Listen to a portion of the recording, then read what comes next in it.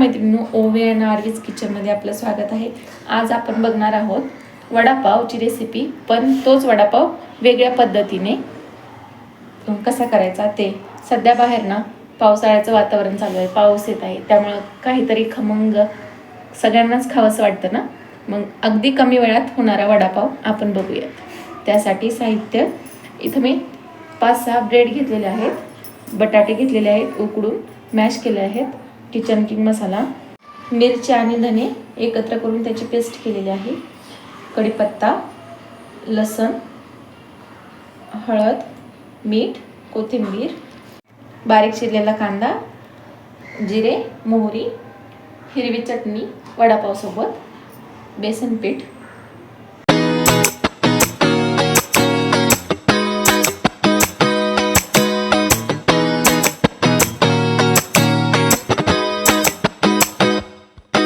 चला तर आपण सुरुवात करूयात. कढईमध्ये तेल गरम आहे.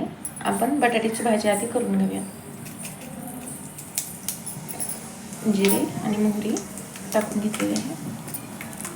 यात आपण कढीपत्ता टाकूया.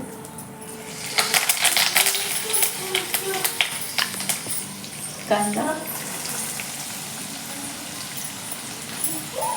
गॅस मीडियम ठेवायचा.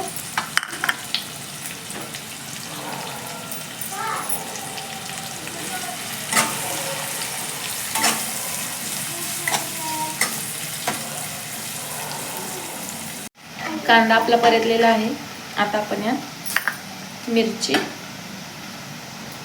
आणि धन्याची पेस्ट घालूया. तिखट तुमच्या चवीनुसार टाका. तिखट आवडत असेल तर जास्त. यात आपण लसूण घालूया, लसणाची पेस्ट,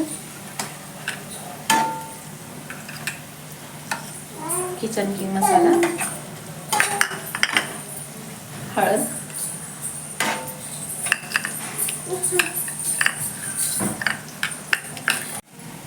मीठ घालूया.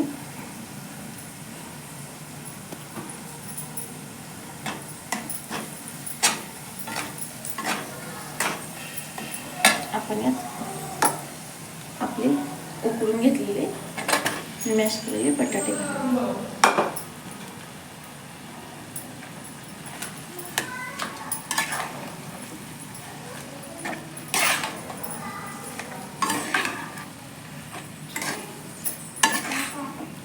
थोडी कोथिंबीर टाकून ह्याला 5 मिनिटासाठी झाकून ठेवूया. आपण बटाट्याची भाजी 5 मिनिटं झाकून ठेवलेली आहे. तोपर्यंत आपण बेसन पीठ मळून घेऊयात. त्यासाठी बेसन पिठामध्ये थोडासा सोडा आणि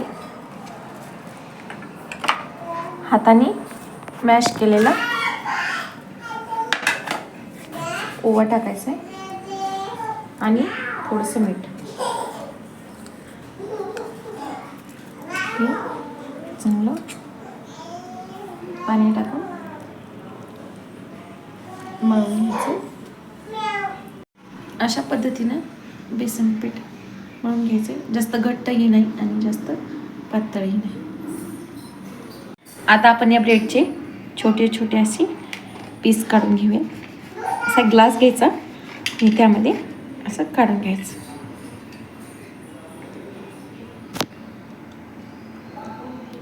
याच पद्धतीने आपण बाकीचे पण ब्रेडचं काढून घेऊयात. चटणीसाठी आपण हे असं पहिल्यांदा बेसन पीठ सोडून घ्यायचं. याची चटणी करणार आहोत आपण. आता आपण याची चटणी करून घेऊया.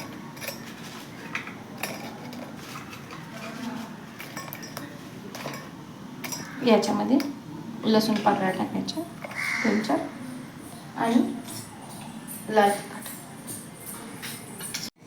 अशा पद्धतीने आपली चटणी तयार आहे. आता आपण वडापाव बनवायला सुरुवात करूया. त्यासाठी हिरवी चटणी आधी घालून घ्यायची. नंतर ही आपण तयार केलेली चटणी अशी भरपूर घालून घ्यायची.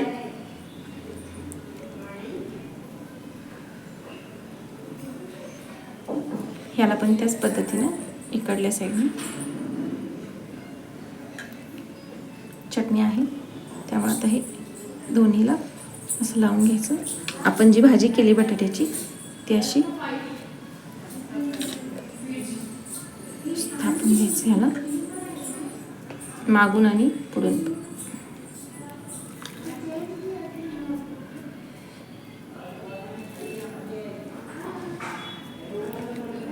हे वडापाव खायला अतिशय सुंदर लागतात आणि लवकर बनतात. आता सगळीकडून घेतलेले. आता आपण याला बेसनाच्या पिठामध्ये टाकून घेऊ.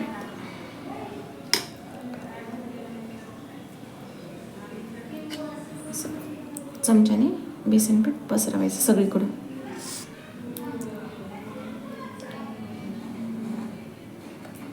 आणि कढईत आपले तेल गरम आहे.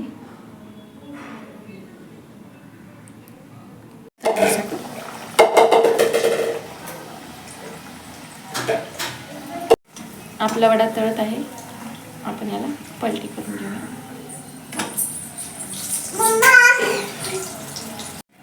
वडा तळलेला आहे. आपण याला काढून घेऊया टिश्यू पेपरवर. अशा पद्धतीने आपले वेगळ्या प्रकारचे वडापाव तयार आहे. याला असं कट करून यात चटणी टाकायची आणि सोबत चटणी आणि मिरच्या. अतिशय छान लागतात. व्हिडिओ आवडल्यास लाईक करा, शेअर करा, सबस्क्राईब करा. धन्यवाद.